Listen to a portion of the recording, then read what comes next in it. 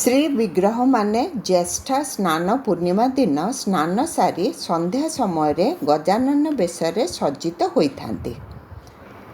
ମୋର ସମସ୍ତ ଶ୍ରୋତାବନ୍ଧୁଗଣଙ୍କୁ ମୁଁ ତୁଳିକା ସାଦର ପ୍ରଣାମ ଜଣାଉଛି। ଆଜି ଆପଣମାନଙ୍କୁ ଗଣଦେବତା ଶ୍ରୀ ଜଗନ୍ନାଥଙ୍କର ସ୍ନାନ ମଣ୍ଡପରେ ଗଜାନନ ବେଶ ହେବାର ମୂଳରେ ଏକ ହୃଦୟସ୍ପର୍ଶୀ ଜନଶ୍ରୁତି ରହିଛି, ଯାହା ମୁଁ ଆଜି ଶୁଣାଇବାକୁ ଯାଉଛି। ଜଣାଯାଏ ଯେ ଏକଦା ସପ୍ତଦଶ ଶତାବ୍ଦୀରେ ମହାରାଷ୍ଟ୍ରର ଗଣପତି ଭଟ୍ଟ ନାମରେ ଜଣେ ଗଣେଶ ଭକ୍ତ ଶ୍ରୀକ୍ଷେତ୍ରକୁ ଆଗମନ କରିଥିଲେ। ବେଦ ବେଦାନ୍ତ ଆଦି ଧର୍ମଶାସ୍ତ୍ର ଅଧ୍ୟୟନ କରି ସେ ଜାଣିଥିଲେ ଯେ ପରମ ପୁରୁଷ ହେଉଛନ୍ତି ଅଚିନ୍ତ୍ୟ ରୂପ ଓ ସତ ସୂର୍ଯ୍ୟର ସ୍ୱପ୍ରକାଶ ଜ୍ୟୋତି। ଏହି ବ୍ରହ୍ମ ଦର୍ଶନ ନିମନ୍ତେ ଯୋଗ ସାଧନାରୁ ସୂଚନା ପାଇବା ପରେ ସ୍ଥୂଳ ସ୍ୱରୂପ ଧାରଣ କରି ଲୀଳା କରୁଥିବା ବ୍ରହ୍ମଙ୍କ ଦର୍ଶନ ନିମନ୍ତେ ସେ ପୁରୀକୁ ଆଗମନ କରିଥିଲେ। ଦୈବକ୍ରମେ ସେଦିନ ସ୍ନାନ ପୂର୍ଣ୍ଣିମା ହୋଇଥିଲା। ସେ ଗଣପତିଙ୍କ ବ୍ୟତୀତ ଅନ୍ୟ କୌଣସି ଦେବତାଙ୍କୁ ଉପାସନା କରୁନଥିଲେ।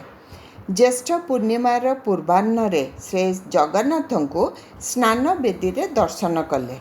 ମାତ୍ର ତାଙ୍କର ଆରାଧ୍ୟ ଦେବତା ଗଣପତିଙ୍କର ପ୍ରତିରୂପ ବ୍ରହ୍ମ ଦର୍ଶନ କରିପାରିଲେ ନାହିଁ। ଏଣୁ ସ୍ନାନ ମଣ୍ଡପରେ ଶ୍ରୀ ଜଗନ୍ନାଥଙ୍କୁ ଗଣେଶ ରୂପରେ ନ ଦେଖିବାରୁ କିମ୍ବା ଶ୍ରୀ ଜଗନ୍ନାଥଙ୍କ ବିଗ୍ରହ ଗଣପତିଙ୍କ ସଦୃଶ ନଥିବାରୁ ସେ ଅଭିମାନରେ ଫେରିଗଲେ। ଭକ୍ତବତ୍ସଳ ଶ୍ରୀ ଜଗନ୍ନାଥ ଭକ୍ତର ମନ କଥା ଜାଣି ଗଣପତି ଭଟ୍ଟଙ୍କୁ ପ୍ରତ୍ୟାବର୍ତ୍ତନ କରାଇ ପୁନଃ ଦର୍ଶନ ନିମନ୍ତେ ମୁଦିରଥଙ୍କୁ ସ୍ୱପ୍ନାଦେଶ ଦେଲେ। ଗଣପତି ଭଟ୍ଟ ପ୍ରତ୍ୟାବର୍ତ୍ତନ କରି ଅପରାହ୍ନରେ ସ୍ନାନ ବେଦୀ ଉପରେ ଶ୍ରୀ ଜଗନ୍ନାଥଙ୍କୁ ଦର୍ଶନ କରିବା ସମୟରେ ଗଣେଶ ରୂପରେ ପ୍ରତୀୟମାନ ହେବାରୁ ନିଜକୁ ଅତି ଭାଗ୍ୟବାନ ମନେକରି ପରଂବ୍ରହ୍ମ ଶ୍ରୀ ଜଗନ୍ନାଥଙ୍କୁ ସ୍ତୁତି କଲେ। ସେହି ଦିନଠାରୁ ଏହାର ସ୍ମାରକୀ ରୂପେ ଶ୍ରୀ ଜଗନ୍ନାଥଙ୍କର ଗଜାନନ ବେଶ ସ୍ନାନ ପୂର୍ଣ୍ଣିମାର ଅପରାହ୍ନରେ ବିଶେଷତଃ ସ୍ନାନ ଓ ଛେରା ପହଁରା ନୀତି ଶେଷ ପରେ ଅନୁଷ୍ଠିତ ହୋଇଆସୁଛି।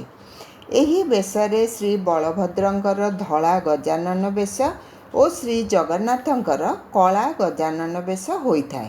ମାତ୍ର ସୁଭଦ୍ରା ଦେବୀଙ୍କର ଏହି ବେଶ ନ ହୋଇ ଅନ୍ୟ ଆଭୂଷଣରେ ଅଳଙ୍କୃତା ହୋଇଥାନ୍ତି।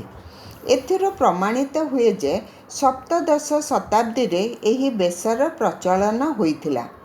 କେତେକ ପଣ୍ଡିତଙ୍କ ବକ୍ତବ୍ୟ ଅନୁଯାୟୀ ଏହି ତିନି ଠାକୁରମାନେ ସ୍ନାନ ମଣ୍ଡପରେ ହରିଦ୍ରା ଗଣପତି, ଖଦିର ଗଣପତି ଓ ମାତଙ୍ଗୀ ରୂପ ଧାରଣ କରି ମଣ୍ଡପରେ ବିରାଜମାନ ହୋଇଥାନ୍ତି।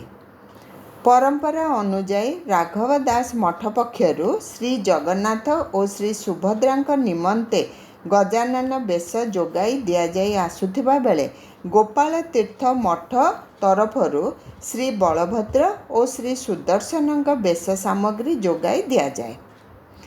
ମହାପ୍ରଭୁଙ୍କ ଗଜାନନ ବେଶକୁ ନେଇ କୁହାଯାଇଛି, ବିନାୟକ ବିଘ୍ନରାଜ ବିଘ୍ନ ବିନାଶନ ଦାରୁ ବ୍ରହ୍ମ ସ୍ୱରୂପ ହେ ଶ୍ରୀ ନୀଳକନ୍ଦର ଭକ୍ତାନାଂ ମୋକ୍ଷଦାୟକ ଗଜ ବକ୍ରଧର ନମୋ ନମୋ ଜଗନ୍ନାଥ ଗଜାନନ ବ୍ରହ୍ମ। ଜୟ ଜଗନ୍ନାଥ।